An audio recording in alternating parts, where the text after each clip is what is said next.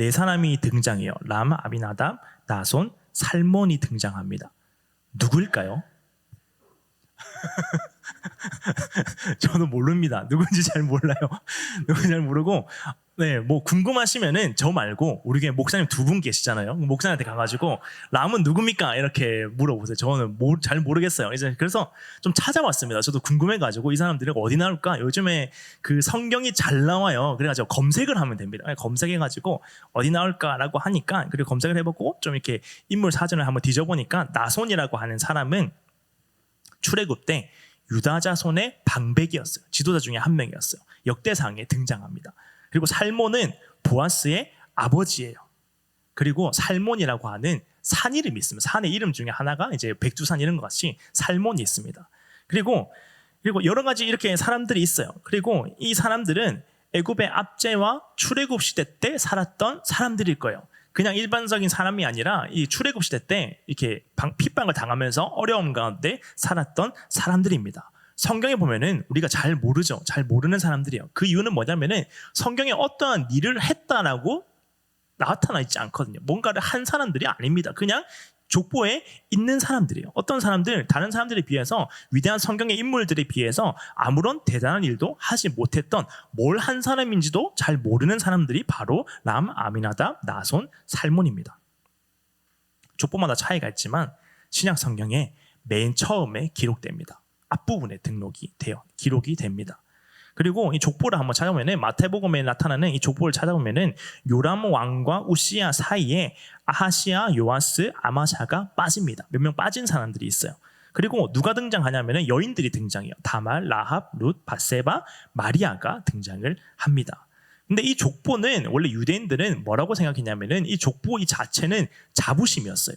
유대인들, 우리는 하나님의 백성들이다. 하나님이 선택한 선민들이다라고 하는 자부심이었습니다. 그래서 자기의 혈통은 순수하다. 나는 이 성경에 등장하고 있는 이 유대인들 그리고 이 유대인의 이 족보 가운데 나는 있는 사람이다라고 하는 것을 입증하기 위해서 족보를 생각을 했습니다. 우리도 비슷하지 않습니까? 우리가 요즘에는 잘 없어요. 이거 잘하는 사람들은 좀 어르신 분들인데 이제 어디 이제 성씨가 같으면은 어디 성씨입니까? 물어보고 막 몇 대 손입니까? 물어보면 잘 몰라요. 저는 이제 몰라가지고 제가 어디 강씨인지도 한 번씩 헷갈리는데 이제 잘 모르는 사람들이 많지만은 이게 이제 어디 사람인지가 궁금한 거죠. 유대인들도 똑같았습니다. 나는 순수한 백성이다. 나는 뭔가 기록되어져 있는 사람들이다. 그리고 나는 이 순수한 혈통을 가지고 있다라고 하는 증거로 족보를 생각을 했습니다. 근데 마태복음에 나타나고 있는 이 족보를 한번 읽어보면은 뭐가 옵니까? 잠이 옵니다.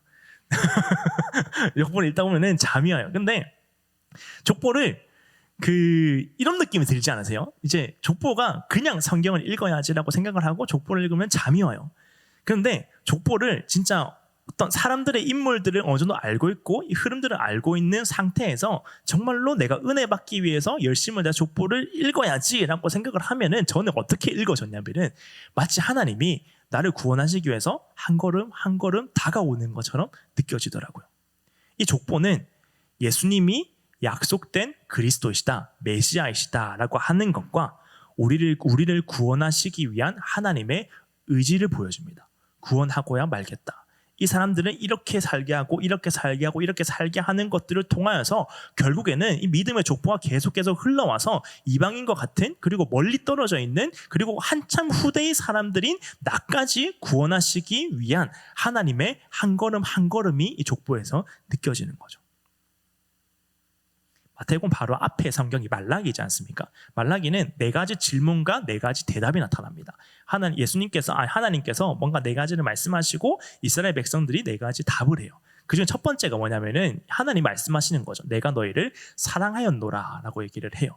그러니까 이 백성들은 뭐라고 대답하냐면은 우리가 정상적인 대답은 사랑하였습니다 라고 하면은 우리도 사랑합니다 혹은 나도 알고 있습니다 혹은 뭐 여러 가지 사랑에 대한 반응이 오지 않습니까? 그런데 이 말라기 백성들은 뭐라고 말했냐면은 주께서 어떻게 우리를 사랑하셨습니까? 라고 말해요. 내가 너희를 사랑하였도다 라고 하니까 하나님께서 어떻게 우리를 사랑하셨습니까? 보여달라는 거예요. 사랑의 증거가 뭔지 어떤 사랑을 하셨는지 그 사랑은 어떻게 우리에게 표현되는지 나는 모르겠으니까 한번 보여주세요 라고 하는 거죠. 말라기 이후로 하나님께서는 400년간 침묵하십니다. 어떻게 보면은 여러 가지 하나님께서 침묵하신 이유들이 있고 우리가 그 이유들은 다 알지 못하지만은 그 침묵의 한 가지는 하나님께서도 아마 말문이 막히셨을 거예요. 내가 너희를 사랑하였노다. 얼마나 사랑하셨습니까? 하나님께서 이 백성들을 얼마나 사랑하셨습니까? 그런데 어떻게 사랑하셨습니까? 라고 하는 대답에 제가 만약에 하나님이어도 말문이 막혔을 거예요. 뭐 이렇게까지 사랑했는데 뭐 어떻게 사랑했냐고 물어보니까 마음이 답답했을 겁니다. 근데 마태복음이 이렇게 시작을 하는 거죠. 아브라함과 다윗의 자손 예수 그리스도의 계보라. 마치 이렇게 사랑했다라고 하는 것을 보여주는 것처럼 아브라함을 이렇게 사랑해서 불렀고 내 아들을 이렇게 사랑해서 보내주기 위한 이 모든 과정이 여기에 남아있다라고 하는 것을 마치 보여주는 것처럼 마태복음이 시작을 합니다. 우리에게 예수님을 보내기 위한 하나님의 수천 년 창세전에 아주 오래된 완벽하신 하나님의 계획이 계속해서 우리에게 흘러내려오고 있었다라고 하는 것을 보여주는 거죠. 한때 유행했던 시가 있어요. 제가 시를 한번 읽어드리겠습니다. 시 읽기 참 좋은 계절 아닙니까? 시를 한번 읽어드리겠습니다. 이런 시가 있어요. 너를 잡은 손 놓지 않을래. 무슨 말인지 잘 모르겠잖아요. 이 시가 이렇게 시작합니다. 하상욱 단편 시집 스마트폰 중에서. 그러니까 스마트폰 너를 잡은 손 자다가도 놓지 않아요. 저도 그래요. 자다가도 이제 저도 사업을 하지 않습니까? 자다가 보면은 이 확인할 게 많아요. 그래서 자다가도 괜찮은가? 이러면서 계속 보게 되는 너를 잡은 손 놓지 않을래. 또 있습니다. 늘 고마운 당신인데 바보처럼 짜증내요. 하상우 단편 시집 알람 중에서. 얼마나 감사하게 우리를 깨워줍니까? 그런데 알람은 얼마나 화를 내고 알람 보통 몇 개 맞추십니까? 저는 주일날에 한 10개는 맞추는 것 같아요. 이제 혹시 못 일어나 그럴 일이 없는데 혹시 못 일어난다가도 이제 할까봐 막 맞추는데 보통 한 번에 깨서 나머지 다 지웁니다. 그래서 이게 혹시나 못 일어날까봐 막 알람을 맞추는데 또 이런 게 있습니다. 끝이 어딜까? 너의 잠재력. 하상우 단편 시집 치약 중에서. 끝까지 이제 저희 집도 그래요. 끝까지 이제 여러 가지 속설이 있습니다. 치약을 끝까지 짜는 데는 여러 가지 이유가 있다. 첫 번째로는 치약 바꾸기를 원하지 않아서 내가 끝까지 짜면 누군가는 바꿔주겠지라고 하면서 가족 구성원들을 막 짜내는 거죠. 그런데 하지 않아서랑과 동시에 그 다음에 아주 몇 퍼센트 소수의 사람들이 아까워서 이제 끝까지 짠다라고 하는 이야기가 있습니다. 이런 말이 있어요. 걱정 접어도 내가 있잖아. 하상우 단편 시집 무이자 할부 중에서.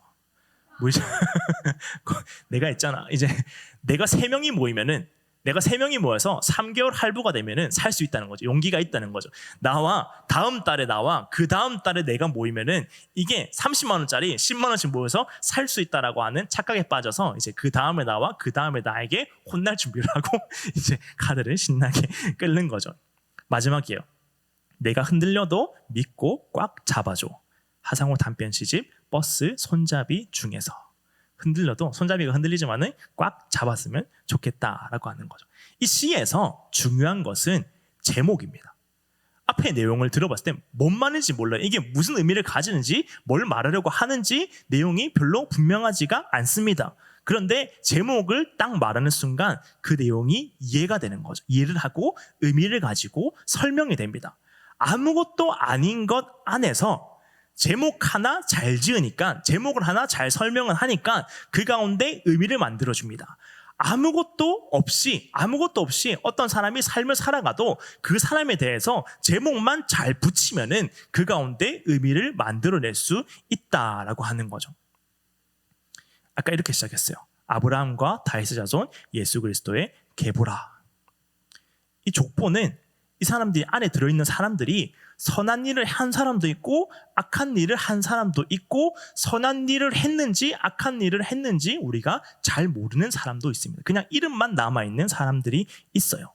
무슨 일을 했는지 뭔가 대단한 일이 있었는지 없었는지 아무것도 몰라도 예수 그리스도의 계보라라고 하는 그 말로 인하여서 족보라라고 하는 계보라라고 하는 그 제목이 딱 달리니까 이 사람의 삶에 의미가 나타나는 거죠. 예수 그리스도를 우리에게 주시기 위해서 하나님께서 흘려보내신 사람들이다. 그 가운데 의미를 두어서 한 사람 한 사람을 세워가서 예수 그리스도가 우리에게 오기까지 하나님께서 성큼성큼 걸어오신 그 흔적의 사람들이다라고 하는 의미를 가지게 됩니다. 우리 전도서 11장 5절 한번 읽도록 하겠습니다.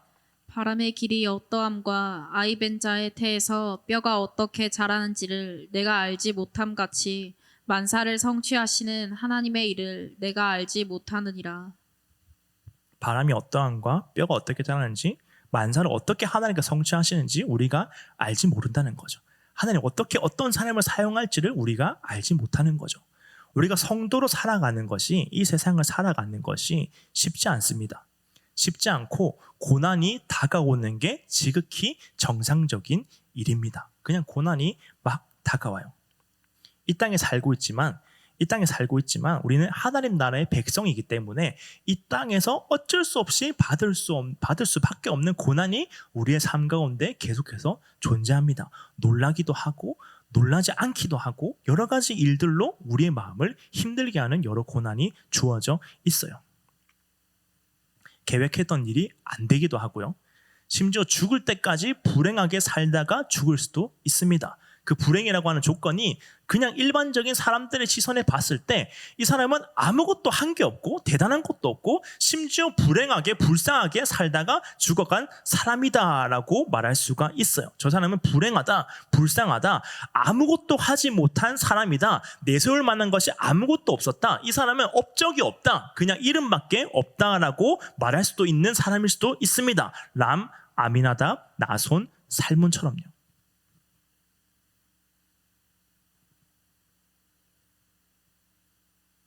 그러나 우리가 성도가 되는 것은 이 땅에서 내가 무엇을 했느냐, 무엇을 하며 살아갔느냐가 중요한 게 아니라 나를 성도로 만드는 것은 내가 무엇을 믿었느냐라는 거죠.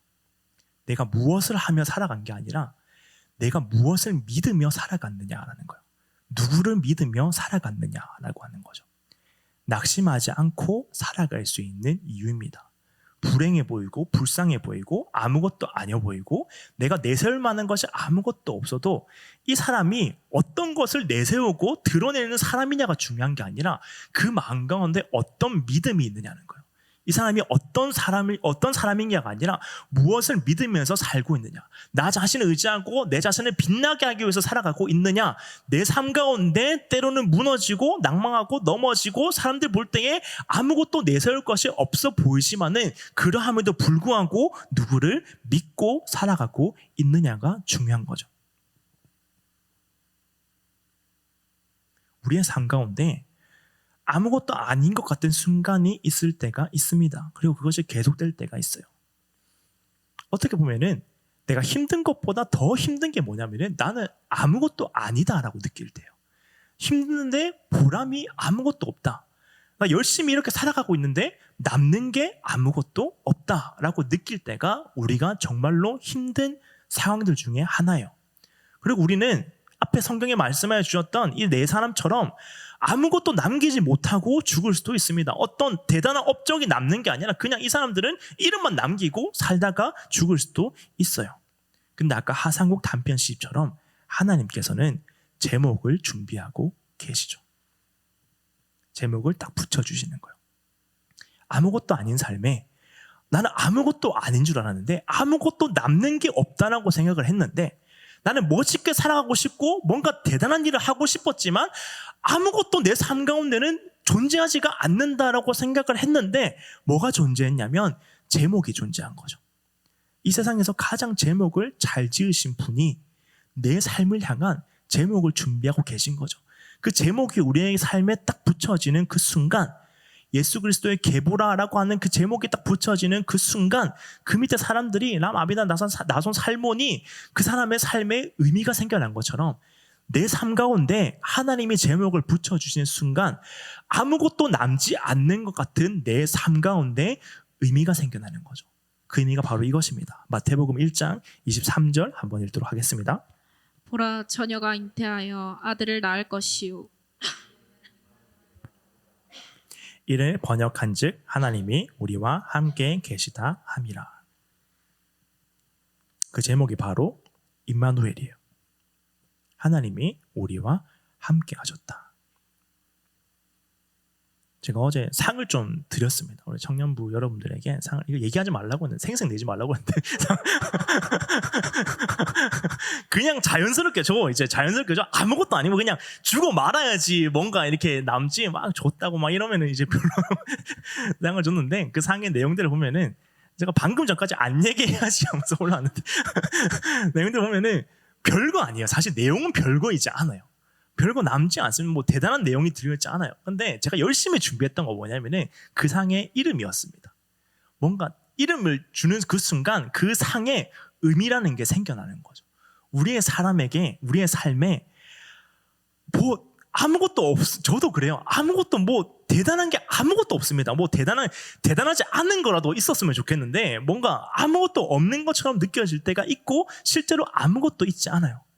근데 중요한 것은 뭐냐면은 이 삶에 의미가 발생하기 위해서는 내가 뭔가를 했기 때문에, 내가 뭔가를 열심히 해서 그런 게 아니라 내가 무언가를 믿느냐가 중요하고, 내가 믿는 그분이 내 삶에 어떠한 제목을 붙여주고 계시냐가 중요한 거예요.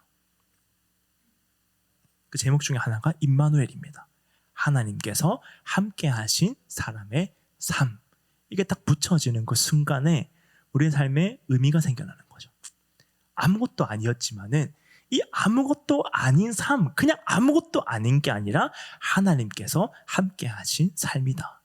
이 사람의 한순간 한순간 하나님께서 다 기억하시고 감찰하시고 섭리하고 움직이고 계셨다. 이 사람 당사자는 내가 뭔가를 했다는 걸 모르고 살아가고 있었지만은 하나님은 이 사람을 통해서 일하고 계셨다. 그게 눈에 드러나지 않고 사람들 귀에 들려지지 않았을 뿐이지, 내가 알지 못하는 곳에서 내가 당한 고난을 통하여서, 내가 당한 어려움을 통하여서, 내가 당하고 있는 아무것도 아니라고 고백하는 그 고백을 통하여서 하나님께서는 뭔가를 일하셨다라고 믿는 사람들이 바로 임마누엘이에요.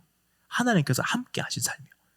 의미 없는 게 아니라 의미 있게, 가치 있게, 대단하고 위대하게 하나님께서 임마누엘이라고 하는 제목을 붙여주셔서 그 사람을 사용하셨다라고 하는 거죠. 임마누엘이 내가 당하고 있는 고난과 염려를 아무것도 아닌 것으로 만들어버립니다. 그 가운데 열매란 것으로 만들어버려요. 열매 맺는 것이다. 이 고난에는 열매가 있다. 이 어려움에는 열매가 있다. 그 열매에는 의미가 있다. 그래서 내 삶이 그냥 무너지는 것처럼 보여져도 이것은 하나님께서 함께하고 계시는 삶이다. 하나님이 함께하고 계시면 망하지 않습니다. 잠깐 망하는 것처럼 보여도 그 망하는 것조차도 하나님이 허락하셔야지만이 망해요. 하나님께서 손에 붙잡고 계시는 거죠. 흔들리는 것 같지만은 넘어지지 않습니다. 그런데 우리의 삶에는 하나님이 원하시는 또 다른 제목이 있어요. 각자의 삶에 주어지는, 하나님이 주시고자 하는 각자의 제목이 있습니다. 그런데 우리의 삶에는 그 제목을 모르고 살아가는 거죠. 나는 모르는 거죠. 내 삶에 그냥 이렇게 흘러가고 이렇게 살아가는 것밖에 모르고, 내 삶에 어떠한 가치 있는 제목을 하나님께서 붙여주시는지 모르고 살아가지만, 분명한 것은 제목이 있다는 거예요. 제목이 있습니다. 예술작품을 보러 갔을 때 제가 제일 이해하지 못하는 예술작품은 뭐냐면은 무제예요. 그러니까 일의 제목이 없다는 거죠. 그러니까 제목이란 걸 알고 있으면은 이게 어떤 작품인지 좀 이해가 되잖아요. 이게 이런 작품이구나라고 했는데, 이제 뭐 사진전 같은데 보러 가면은 무제 있어요. 더 이해하기 힘든 게 뭔지 알아요? 무제 1, 무제 2, 무제 3 이렇게 가면은 이게 뭐 왜 그렇게 이렇게 지을까라고 이렇게 무제를 계속 손석까지 붙이면은 이게 도무지 이해할 수가 없는 거죠. 이게 무제인지 이해할 수가 없는. 근데 우리의 삶에 무제는 존재하지 않습니다. 하나님께서 다 각 사람의 삶에 알맞게 완벽한 제목을 붙여주고 계세요. 어떤 사람이 위대한 이 수상 소감을 했습니다. 상을 받으니까 나는 한 게 없습니다 라고, 시상식 시즌이지 않습니까? 나는 한 게 없습니다. 나는 그냥 제작진과 스태프들이 차려주는 밥상을 맛있게 먹었을 뿐입니다 라고 하는 거죠. 제작이라는 것을 통하여서 이 사람의 삶에, 이 사람의 연기에 의미를 붙여줘서 상 받을 만한 것으로 만들어주는 거죠. 우리 삶은 어떻게 보면은 연기와 같습니다. 아무것도 아닌 그냥 그 삶 자체로 봤을 때는 그냥 이 사람이 뭐 하는 거지? 그냥 이렇게 살아가는 건가 생각할 수가 있어요. 근데 그 삶 가운데 하나님께서 그 삶을 멋지게 제작해 주시고 제목을 붙여 주시는 그 순간 이 사람의 삶은 하나님의 작품이 되는 거죠. 하나님 만들어 가시는 삶이다. 의미를 주시는 사람이다. 누구보다 아름답게 삶을 살아가고 있는 사람이다. 그리고 중요한 것은 하나님께서 함께 하셔서 그 손에 붙들려서 사용받고 있는 사람이다라고 하는 거죠. 시편 37편 23절 24절 한번 읽도록 하겠습니다. 여호와께서 사람의 걸음을 정하시고 그의 길을 기뻐하시나니 그는 넘어지나 아주 엎드러지지 아니함은 여호와께서 그의 손으로 붙드심이로다. 하나님이 걸음을 정하시고 그의 길을 기뻐하시면 이상하지 않아요? 하나님이 정해놓고 기뻐한대요. 하나님이 정하지 않았는데 나는 어떻게든 잘 몰라 했는데 이 사람이 예상치 못한 결과를 만들었을 때 기뻐해야 되는데 정해놓고 이렇게 하도록 정해놓고 결정해놓고 이 사람이 이렇게 살아갔을 때 기뻐하시는 거죠. 우리는 하나님이 정해진 삶을 살아가고 있습니다. 하나님이 기억하시고 하나님께서 이루어가시고 하나님이 완벽한 계획대로 흘러가고 있는 삶을 살아가고 있어요. 근데 그 삶을 너무 가까이 보면은 너무 가까이서 봤을 때 조금 흔들리는 것처럼 보여서 그렇지 하나님이 원하시는 방식대로 가고 있습니다. 그 사람은 넘어지나 아주 엎드러지지 아니함을 다시 일어서지 못할 정도로 넘어지지 아니함은 여호와께서 그의 손으로 붙드심이로다. 하나님께서 붙드시고 계시는 거죠. 엎드러지지 않도록요. 완전히 넘어지지 않도록요.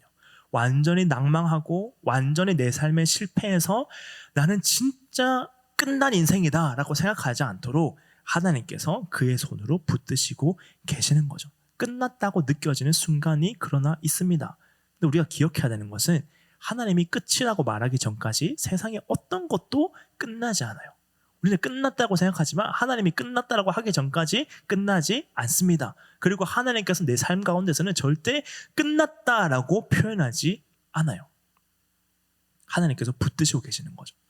우리는 내 삶을 살아가고 있는 내 삶의 어떤 의지를 바라봐야 되는 게 아니라 내 삶을 붙들고 있는 하나님의 손을 보아야 됩니다. 하나님이 넘어지지 않도록 붙잡고 계신다. 하나님이 넘어지지 않도록 그리고 의미가 발생할 수 있도록 하나님께서는 제목을 준비하고 계시고 그 제목 가운데 우리의 삶을 이끌어가고 계신다라고 하는 거죠. 그래서 성도는 하나님의 약속과 그 성취로 살아갑니다. 하나님이 나에게 약속하신 그 약속과 그 약속을 이루어 주시는 그 성취로 살아가요. 약속을 이루어 주시는 거예요. 근데 하나님께서는 날마다 우리에게 내가 이건 너에게 약속했다라고 말씀해 주시면 얼마나 감사하겠습니까? 그런데 하나님께서 우리에게 주실 때 그냥 하나님만 생각하는 약속이 있어요. 그러니까 나에게 좀 소통을 해주셨으면 좋겠는데 내가 뭐 이런 삶 이렇게 이루어질 수 있도록 내가 이런 시기에 도와줄 거야 라고 약속을 해주시면은 나는 그 약속 믿고 지금 잘못되고 있어도 뭐 이렇게 하면은 이때는 잘 되겠지라고 생각할 수 있겠지만은 하나님께서 그냥 혼자 약속을 하세요. 우리한테 동의도 안 구하고 어떻게 언제 될 거라고 말도 안 하시고 약속을 하시는 거죠. 근데 분명한 것은 뭐냐면은 우리는 그 약속이 정확하게 뭔지 모르지만 하나님께서 가장 완벽하고 선하고 나에게 필요한 약속으로 내 삶을 채워주셨다라는 거죠. 날마다 우리를 채워주실 것입니다. 그 삶이 완벽하게 이루어갈 수 있도록요. 우리 마지막으로 시편 139편 14절에서 18절 읽도록 하겠습니다. 내가 주께 감사함은 나를 지으심이 심히 기묘하심이라. 주께서 하시는 일이 기이함을 내 영혼이 잘 아나이다. 내가 은밀한 데서 지음을 받고 땅의 깊은 곳에서 기이하게 지음을 받은 때에 나의 형체가 주의 앞에 숨겨지지 못하였나이다. 내 형질이 이루어지기 전에 주의 눈이 보셨으며 나를 위하여 정한 날이 하루도 되기 전에 주의 책에 다 기록이 되었나이다. 하나님이여, 주의 생각이 내게 어찌 그리 보배로우신지요. 그 수가 어찌 그리 많은지요. 내가 세려고 할지라도 그 수가 모래보다 많도소이다. 내가 깰 때에도 여전히 주와 함께 있나이다. 하나님께서 놀랍다는 거죠. 놀라우시다는 거예요. 너무 놀라우셔서 그 놀라운 것이 내가 다 이해하지 못할 정도로 하나님께서 놀랍게 일하신다라고 하는 거죠. 그 놀라우신 하나님 앞에 계획이 있다는 거예요. 근데 그 계획은 내가 생각한 것보다 더 완벽하게 이루어지고 있다는 거죠. 우리는 뭔가 잘못되면은 플랜 B를 준비합니다. 플랜 B가 플랜 어디까지 준비하세요? 저는 한 플랜 F까지 준비를 해요. B 안 되면 C 하지, C 안 되면 F 해야지 하면서 쫙쫙쫙쫙 준비를 하는데, 문제는 뭐냐면은 그게 내가 플랜을 세우잖아요. 어떤 플랜을 세우잖아요. 그러면 하나님은 진짜 그 플랜의 마지막까지 사용하게 하시더라고요. 내가 플랜 B를 하면은 B까지 어디까지 사용하시냐면은, 하나님 저는 더 이상 플랜이 없습니다. 나는 진짜 아무리 생각을 해도 나한테는 진짜 아무리 생각을 해도 그 문제를 이겨낼 수가 더 이상 없습니다라고 고백할 때까지 그 수를 다 사용하도록 하시더라고요. 그러니까 빨리 고백하는 게 좋습니다. 다 써보고, 이제 저 같은 사람은 이제 최대한 다 써보려고 하거든요. 이게 자존감이 어느 정도 있어가지고 막 사용해보려고 하는데, 그렇게 하면 좋지 않다는 거죠. 하나님 앞에 내 계획은 하나님입니다. 내 계획은 하나님이에요. 그리고 하나님께서는 하나님이 가진 계획 가운데 내 삶을 완전하게 이루어 가시니까 나는 내 모든 계획을 하나님께 다 맡겨버립니다 라고 하는 거죠. 담임 목사님이 이런 말씀을 하셨어요. 그러니까 목욕탕에 가면은 진리가 적혀 있대요. 그 목욕탕에 진리가 적혀 있는데, 그 목욕탕의 진리가 뭐냐면은 맡기시지 않은 것은 책임지지 않습니다. 그러니까 뭔가를 맡기지 않으면은 이게 그냥 이거 락커 안에 넣어놓으면은 책임지지 않는다는 거죠. 우리가 하나님 앞에 뭔가를 맡겨야지만이 하나님께서는 그것을 책임지십니다. 내 가지고 있는 경우의 수를 다 하나님께 그냥 드리는 거예요. 내 계획이 그냥 하나님 그 자체입니다라고 드리는 거예요. 내 삶의 형질이 이루어지기 전까지 하나님께서 일하시고 계신 것처럼, 그리고 하나님께서 나와 언제나 함께하고 계신 것처럼, 내 삶이 어떠하든지 간에 내 삶은 내가 볼 때에 아무리 보잘것이 없어도 하나님은 그 보잘것 없는 것 위에 완벽하게 제목을 지어주시는 그 하나님을 의지하고 내 모든 것을 하나님께 의탁합니다. 다 맡겨버립니다 라고 고백했을 때에 하나님께서 내 삶 가운데 채우십니다. 무엇을 채우시냐면은 임마누엘로 채우세요. 하나님께서 나와 함께 하신다. 나는 결정하지 못하지만은, 나는 선택하지 못하고 있지만은 이 결정과 선택 가운데 하나님께서 나와 함께 하고 계신다. 나는 내 삶이 내일 어떻게 될지 알지 못하고 살아가고 있지만, 내일에 어떠한 위기가 찾아올지, 그리고 오늘의 위기는 언제까지 이루어지고 있을지, 계속될지 멈출지를 알지 못하고 살아가고 있지만, 중요한 것은 하나님께서 내 삶 가운데 함께하고 계신다. 나를 절대 혼자 두지 아니하신다. 그리고 나는 그 완벽하신 하나님의 계획 가운데, 완벽한 그 설계 가운데 나는 흘러가고 있는 사람이다 라고 생각할 때에 우리의 삶 가운데 끊임없이 의미가 생깁니다. 사는 것이 의미 있구나. 내 삶의 걸음에 의미가 있구나. 내가 하고 있는 모든 일이 하나님의 책에 기록되어져 가고 있구나. 내 삶은 그냥 내가 쓰고 있는 게 아니라 하나님께서 나를 사용하셔서 하나님의 놀라운 일로 사용하고 있구나. 우리의 삶 가운데 랍, 아비나답, 나손, 살몬과 같이 느껴질 때가 있어요. 뭐라도 했으면 좋겠다. 뭐라도 되었으면 좋겠다. 뭔가 떵떵거리지 못하여도 차라리 뭔가 잘못된 삶을 살더라도 뭔가 남겨졌으면 좋겠다. 뭔가 남는 게 있었으면 좋겠다라고 생각할 때가 있습니다. 그 가운데 우리가 생각해야 되는 것은 하나님께서 날마다 남겨두셨어요. 우리 삶 가운데 열매가 있을 수 있도록, 의미가 있을 수 있도록 남겨두셨습니다. 그때까지 우리가 해야 되는 것은 믿음으로 기다리는 거죠. 하나님 열매가 맺을 때까지. 열매는 하루아침에 맺어지지 않아요. 어떤 열매는 소중한 열매고 귀중한 열매일 수록 그 열매가 맺어진 시간이 깁니다. 그 모든 긴 시간 가운데 나는 열매 맺고 있구나. 내 삶은 그냥 흩어지고 있는 게 아니라 다듬어져 가고 있구나 라고 기억하는 거죠. 우리 한번 기도할 때에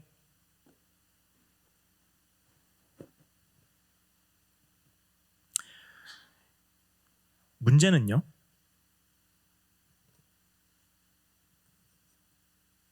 생각이 안 나는 거예요. 하나님은 날마다 우리에게 말씀해 주십니다. 어떻게 살아라, 어떻게 되어라, 이렇게 하면 된다, 내가 너와 함께 하겠다, 무너지지 않게 하겠다, 넘어지지 않게 하겠다, 넘어져도 완전히 엎드러지지 않도록 내가 붙잡겠다라고 하는 건데, 문제는 뭐냐면 기억이 안 나는 거예요. 막상 그 문제라고 하는 것 앞에 서는 순간 기억이 안 나는 거죠. 아무것도 생각이 나지 않습니다. 하나님이 어떠한 분이신지, 하나님 얼마나 나를 사랑하시는지 아무 생각이 나지 않고 그냥 문제만 보여요.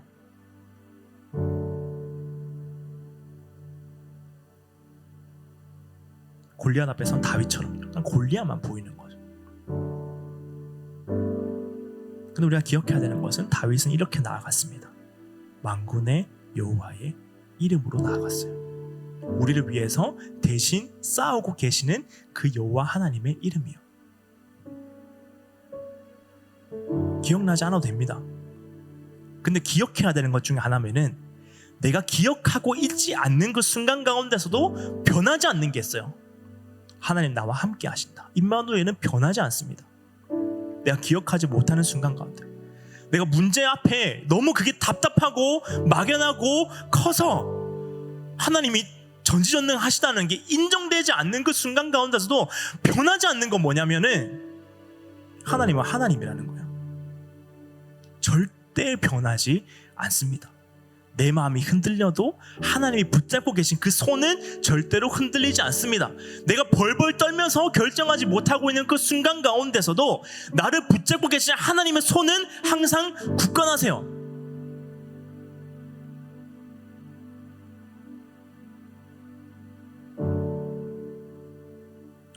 그래서 우리에게 필요한 것은 하나님께 돌아갈 힘입니다. 당장 하나님이 생각나지 않는다라고 하여도 그 앞에 무너지고 있는 그 순간 가운데서도 다시 하나님께 돌아갈 힘이에요. 이스라엘 백성은 하나님을 떠나고 다시 돌아갈 힘을 점점 잃어버렸습니다. 이제 끝났다라고 생각해버린 거죠. 근데 우리에게 필요한 것은 다시 하나님께 돌아갈 힘이에요.